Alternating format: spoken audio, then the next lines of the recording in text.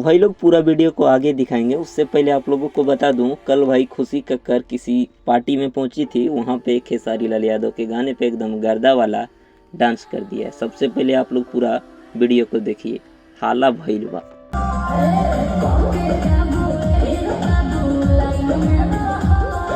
तो दोस्तों इस गाने का सबसे बेस्ट लाइन कौन है बताइएगा आगे कमेंट करके।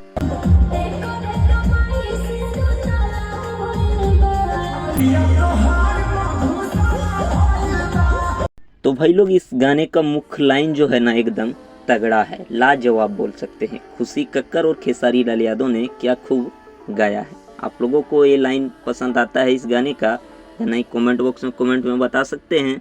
मिलते हैं फिर नेक्स्ट वीडियो में। थैंक्स फॉर वॉचिंग भाई, लव यू ऑल।